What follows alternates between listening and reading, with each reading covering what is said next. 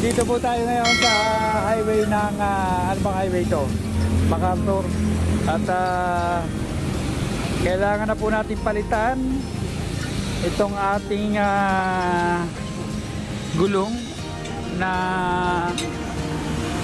Bridgestone. At kasi labas na po ang kanyang fly. Ayan po, oh, labas na.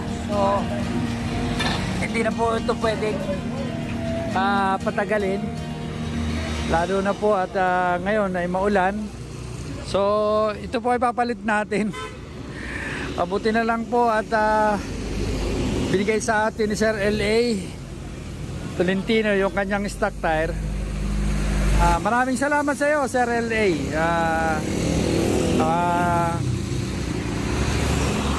Mapapakinabangan ko pa itong binigay mo sa akin.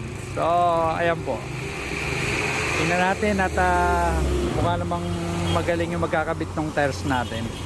Itong rear tire natin pala. So so ayan.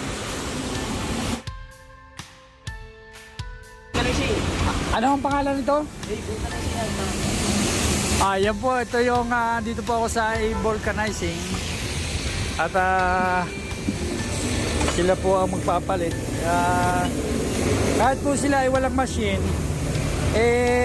okay lang po magpalit dito kasi nilalagyan po nila ng goma. Ayan o. So hindi po magagalusan ang ating rim. Kakatuwa naman.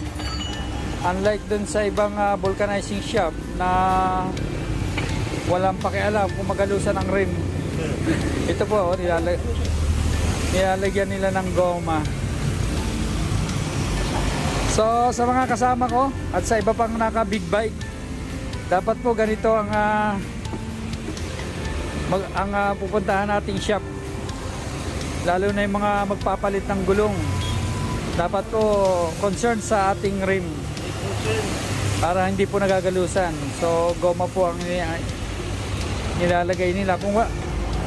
Kaya po hindi na natin worries ngayon kung wala man silang machine na patanggal dun sa rim or para maalis yung tire, yung goma dun sa rim.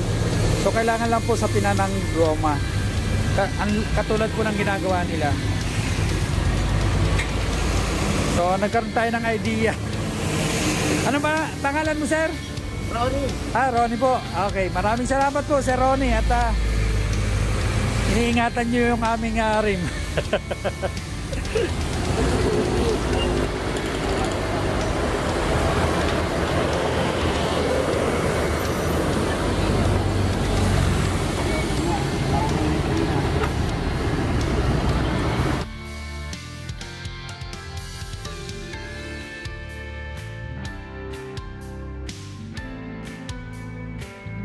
Ayun, at naikabit na po ng ayos yung mismong handbrake ng XADV. Ito po, ito yung handbrake, ito po yung pinakapreno nya.